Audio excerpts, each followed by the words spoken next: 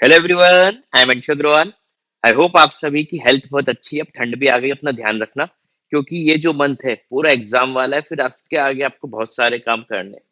अच्छे अच्छे कॉलेजेस की आपको जीडीपीआई देनी है, फाइनली सिलेक्शन लेना है ना। अभी आपके कई जो फ्रेशर हैं, कॉलेज के एग्जाम भी होंगे, तो अपनी हेल्थ का ध्यान रखना, ठीक है।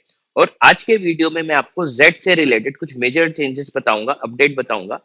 मैंने प्रोफेसर राहुल शुक्ला जो हैं उनका पूरा वीडियो देखा था, एक आध घंटे अप्रॉक्स का था। तो उसमें से जो की पॉइंट्स मैंने ऑब्जर्व किए वो पूरा आपको मैं एक्सप्लेन कर दूंगा। तो आपको अब वो पूरा वीडियो देखने की शायद जरूरत नहीं, फिर भी आपको देखना हो यूट्यूब पे मिल जाएगा तो देख लेना। लेकिन उनके की फैक्ट्स में बता दूंगा, क्योंकि कल मेरी कुछ बच्चों से बात हो रही थी। तो कई चीजों को उन्होंने, मेरे बच्चों ने कुछ मिस इंटरप्रेट कर लिया था। तो मैं उसको अच्छे से कन्वे कर देता हूँ कि एग्जैक्टली जेट इस बार जो होने वाला है वो चाह क्या रहा है, ठीक है। और इसमें जो मेरे शब्द रहेंगे, मतलब वो उन्होंने जैसा बोला है वो मैं आपको कन्वे कर दूंगा। मतलब उनका मतलब क्या था, ठीक है। अपने हिसाब से, अपनी स्टाइल में नहीं, आप मेरी स्टाइल तो जानते ही होगे, ठीक है। तो आज पूरा बात कर लेंगे और कितने प्यार से उन्होंने एक्सप्लेन किया था। इसलिए जेट मेरा हमेशा से फेवरेट एग्जाम रहा है, ठीक है। खैर वो रिजल्ट भी अच्छा ही आ जाता है तो फेवरेट तो और हो गई। और दूसरा एक चीज और है, क्वांट का लेवल इसमें मुझे बहुत मजा आती है। इवन वर्बल भी इसका हर पार्ट में देखें तो कैट से तो अच्छा लगता है, ठीक है। और वैसे भी अब तो कैट हो गया ना, अब हमारा पूरा फोकस किस पे होना चाहिए, जेड पे। तो चलो आज के वीडियो में पूरा डिटेल में मैं आपको बता देता हूँ, प्लस जितने भी स्टूडेंट नए नए मेरे चैनल से ऐड हुए हैं उनको बता देता हूँ कि आप ही लोगों की प्रिपरेशन के लिए देखो, इस चैनल पे मैंने मोनेटाइजेशन तक बंद करके रखा हुआ है। तो बस आपसे एक रिक्वेस्ट है, आप लोग अच्छी अच्छी टेस्टिमनी लिखते रहा करो, और चैनल को सब्सक्राइब कर दिया करो और वीडियो को शेयर कर दिया करो। बस इतना सा ख्वाब है, फेमस कर दो इस बंदे को भी, ठीक है। चलो फिर पूरी बातें करते हैं। अच्छा, शुरुआत में बता देता हूँ कि आप लोगों में से कई लोगों को पता ही होगा कि इस बार से इन्होंने ऐसे राइटिंग का बंद कर दिया। वो जीडीपीआई की जब प्रोसेस होगी तभी ये लोग लेंगे। तो ये एक अच्छे स्टेप ले, क्योंकि इनका मानना है कि हम लोग तो सिर्फ एक्सेल आर आई में ही ऐसे का देखते हैं, तो इससे अच्छा फिर उसी समय ऐसे को देखते हैं। तो जीडीपीआई की प्रोसेस के समय हूँ, आपका अननेसेसरली यहाँ पे टाइम किल क्यों करें, है ना। इस बार काफी अच्छा। अच्छा, लास्ट ईयर का भी जेट इन्होंने ही करवाया था, प्लस उसके पिछले साल का पता नहीं किन्होंने कराया था, मुझे नाम तो नहीं पता। लेकिन उस जेट में काफी एरर्स थी। तो अभी इनका जब मैं इंटरव्यू देख रहा था तो उसमें एक अच्छी बात की हुई थी इन्होंने, कि बाकी लोगों को लगता है कि सिर्फ एक आध क्वेश्चन ही गलत है ना, क्या फर्क पड़ता है। लेकिन इनकी बातों में फील हुआ कि बच्चा तो पूरे एक साल मेहनत कर रहा है ना, उसके लिए तो वो एक ड्रीम कॉलेज में जाना चाह रहा है। तो वहां पे जो उसका टाइम किल होता है वो आप मेजर नहीं कर सकते, बेसिकली उसका काफी नुकसान हो जाता है। तो हमारी पूरी टीम दिन रात लगी हुई है, ऐसा उनका कहना था, कि आपके पास जो पेपर आए वो एरर फ्री आए। ये कितनी अच्छी लाइन थी कि दिन भर बेचारे मेहनत कर रहे हैं ताकि हमारे पास जो पेपर आएगा वो एरर फ्री हो। और हम भी तो यही चाहते हैं कि पूरा एरर फ्री पेपर आए। फिर इनसे जब बात हुई डिफिकल्टी लेवल को लेके, तो मैं आपको इसमें टॉपिक सेक्शन वाइज बता देता हूँ कि इनका क्या कहना था। प्लस इन्होंने एक चीज और बताई सबसे अच्छी, कई चीजों में मुझे अपनी और इनकी सोच एग्जाम को लेके सिमिलर लगी, है ना। इवन कैटकेस में भी जब मैंने जो बात कही थी वो इनकी बातों से भी थोड़ा सा कन्वे हुआ, डायरेक्टली तो बोल नहीं सकते, मैंने तो बोल दिया था, कुछ लोग गुस्सा भी हो गए थे, लेकिन ठीक है। वो भी कन्वे हुआ कि, वो भी बताऊंगा क्या मैसेज टाइप का था वो, है ना, हिडन लाइन क्या थी वो, ठीक है। तो अपन बात करेंगे उस बारे में। तो मैं आपको टॉपिक वाइज ये बता दूंगा कि इनका पैटर्न किस टाइप से रहेगा, और इन्होंने एक अच्छी चीज की कि आपको कौन सा सेक्शन कैसे अटेम्प्ट करना है वो भी। तो इसकी शुरुआत करते हैं अपन, कि जैसे उनसे बात हुई कि आप लोग सेक्शनल टाइम लिमिट क्यों नहीं रखते। तो इसमें उनका कहना था कि हमारा मानना है, हम अपना ही बता सकते हैं, दूसरे एग्जाम्स की क्या थॉट प्रोसेस रहती है उस पर हम कमेंट नहीं कर सकते। लेकिन हमारा मानना है कि बच्चे को जिस सेक्शन में वो कंफर्टेबल हो सबसे पहले वो सेक्शन करना चाहिए, ताकि उसमें वो स्पीड में अपना काम कर ले, उसके अच्छे स्कोर आ जाए उस सेक्शन पर्टिकुलर में। फिर धीरे धीरे वो हायर लेवल पे जाए, है ना। फिर वो एनालिटिकल अपना दिमाग लगाए, फिर उससे वो क्वेश्चन सॉल्व करे, ठीक। तो ऐसे इनकी सोच रहती है, जो मुझे भी सही लगती है, कि मान लो किसी का वर्बल अच्छा है तो वो वर्बल से स्टार्ट कर दे, किसी का क्वांट अच्छा है वो क्वांट से स्टार्ट कर दे। लेकिन मुझे याद है जब मैं एग्जाम देता था अपने समय, मुझे लगता था, लगता क्या था है भी, कि मेरी डीआईएलआर बहुत अच्छी है। तो हमेशा मैं जो स्टार्ट करता था वो डीआईएलआर से करता था, फिर मैं क्वांट करता था, ठीक है। कई लोगों को आप में से लगता होगा कि पहले मैं क्वांट करता हूँ, नहीं। इवन आज भी कैट में भी ऑप्शन आ जाएगा है ना, तीनों वो कर देंगे। तो पहले मैं DILR करूंगा, देन मैं क्वांट पे आऊंगा। ठीक है, तो ऐसा अपना अपना, आप में से कई लोग हो सकता है पहले स्टार्टिंग में वर्बल करें, तो ये इनका वो पॉइंट था। अब फिर जब इनसे बात हुई कि सेक्शन अटेम्प्ट कैसे करना चाहिए, आपकी थॉट प्रोसेस क्या रहती है, तो अच्छा, कई लोगों ने मिस इंटरप्रेट ये कर लिया कि इस बार ये अपना लेवल कम करेंगे। तो अगर आपने भी उनका पूरा अच्छे से सुना होगा, तो उन्होंने कहा था जेड कॉम्प्रोमाइज अपने स्टैंडर्ड से नहीं करेगा। एक लाइन उनकी ये भी थी, स्टैंडर्ड, हाँ उन्होंने कुछ चीजें जो ऑब्जर्व की उसमें भी उन्होंने क्लैरिटी दी कि लास्ट ईयर क्या हुआ था, उन्होंने थोड़े बड़े बड़े क्वेश्चंस पूछ लिए थे क्वांट में।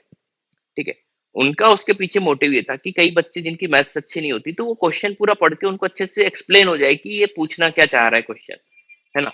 तो वो काफी लेंथी होगा उस चक्कर में क्वेश्चन, तो इस बार वो क्वेश्चन की लेंथ कम कर देंगे, ध्यान देना, पेपर का लेवल कम नहीं करे, क्वेश्चन की लेंथ कम कर देंगे। और फिर लेवल के हिसाब से भी जब बात हुई, तो लेवल में उनका कहना था कि लेवल थोड़ा सेट अपना स्टैंडर्ड मेंटेन रखेगा, ऐसा नहीं कि बिल्कुल ही लो लेवल कर देगा। और उसके पीछे उनका जो तर्क था, यहाँ पे मैं उनसे कन्विंस भी था कि ऐसा नहीं होना चाहिए कि किसी बच्चे ने तैयारी नहीं की तो वो भी अच्छा कर ले।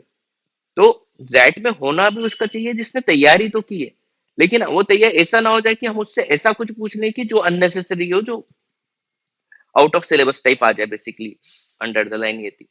तो पेपर का लेवल ऐसा रहेगा कि जो आपने पढ़ा हुआ है उसी में से आएगा, अब आपको अपना दिमाग लगा के क्वेश्चन सोल्व करने। फिर इनका कहना था, क्वांट की अभी अपन पूरी बात कर रहे हैं, कि क्वांट में हमारा मोटिव ये नहीं रहता कि आप फॉर्मूला लगाओ और आंसर ले आओ। ठीक है, इनका मतलब रहता है कि आप की थॉट प्रोसेस क्या रहती है, आप उसको एनालाइज कैसे करते हो, देन सॉल्व कैसे करते हो, ये इनका मेन मोटिव रहता है। और हाँ, फिर उनका कहना था कि ऐसा नहीं कि पूरे क्वेश्चन, एक दो हो सकता है कि आपको फॉर्मूला बेस्ड भी मिल जाए, लेकिन मेन जो आइडिया है इसका, कि इसमें आपकी थॉट प्रोसेस चेक होनी है। तो इतना घबराना नहीं है हमें सेट के नाम से, क्वेश्चन आराम से पढ़ना है, एनालाइज करना है, देन सॉल्व करना है। और इसको आराम से, टाइम टेकिंग अच्छा खासा ये लोग टाइम देते हैं। तो सेट में कम से कम आप ये नहीं बोल सकते कि टाइम कम पड़ गया, इनफ टाइम है आपके पास पूरा एनालाइज करने के लिए, है ना। टेस्ट मैच जैसे खेलना, T20 नहीं खेलना है हमें, पॉइंट समझ रहे हो। वर्बल में इनका कहना था कि आरसी, जैसे मैं भी हमेशा कहता हूं, जैसे मुझे इनकी ये बात यहाँ वर्बल में सही लगी, सॉरी, ये कई लोग बोलते हैं कि पहले क्वेश्चन देखो बाद में आरसी देखना चाहिए उसके हिसाब से। ये कैट हो गया, इवन कैट में भी, या जेट हो गया, ये वैसे एग्जाम नहीं है कि आपको कहीं बीच में एक हिडन लाइन हो, वो उस लाइन पे क्वेश्चन पूछ लिया। अब इन्होंने आरसी सॉल्व करने का जो तरीका बताया, वही मैं इनका तरीका आपको बता देता हूँ, जो मैं भी वैसे हर बार बोलता हूँ, कि पहले पूरा पैसेज पढ़ो, उसके बाद एनालाइज करो कि ये कहना क्या चाह रहा है ना। पूरा उसका समझ लो कि इस किस बारे में पैसेज है, ये कहना क्या चाह रहा है। क्योंकि उनका भी कहना था कि हम जो क्वेश्चन पूछते, वो ऐसा नहीं कि किसी एक बीच में से पार्ट से उठा के पूछ लिया, वो पूरा पैसेज जब पढ़ के आपको एक आइडिया लगता है, उस आइडिया के बेसिस पे क्वेश्चन आएगा कि इसका आपको कैसे आंसर लगाना है। ठीक है, तो मैं भी हमेशा इसके खिलाफ रहा हूं कि पहले क्वेश्चन पढ़ लो बाद में पैसेज पढ़ो, है ना।